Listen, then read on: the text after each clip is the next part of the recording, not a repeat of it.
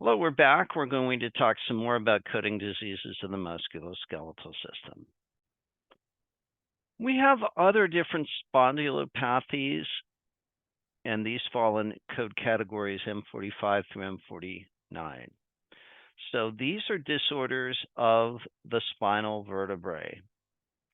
We could have this kind of immobilization and consolidation of the separate bones in the joint, and this is called ankylosis. Spondylosis is ankylosis of the vertebral joint. So it's a degenerative spinal change, usually due to osteoarthritis. Another term you'll hear frequently is spinal stenosis. This is the narrowing of the spaces in between the vertebrae of the spine that causes pressure on the spinal cord and nerves to produce pain.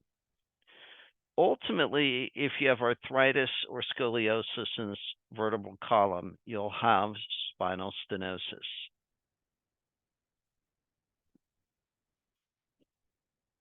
The global term dorsalgia is the codes M54 for various forms of pain in the back. And this could either be in the cervical vertebrae,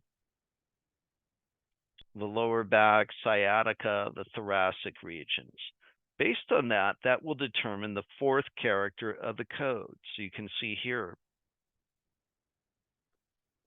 M54.30 through M54.32 is sciatica, as opposed to M54.2, which is affecting the area of the cervical vertebrae. Another condition we see from time to time is compartment syndrome, where we have increased pressure within the muscle compartment, usually in the lower legs. As a result of built-up muscles, this puts pressure on the muscles, the nerves, and the blood vessels that restrict blood flow to the area. And this can ultimately, if it gets serious enough, lead to permanent damage, including necrosis of the area. These fall into code categories M79.A. Osteoporosis is a reduction in the quantity of the bone. So basically, this is loss of bone mass. We see this a lot in postmenopausal women, elderly men. And as you lose bone mineral density, you have more fragile bones, and then you get osteoporosis, leading to a pathological fracture.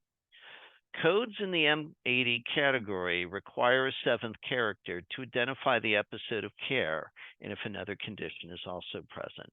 Let's take a look at M80. And again, we touched on this before. These apply to the entire code category of M80. So all of these will need one of these seventh characters.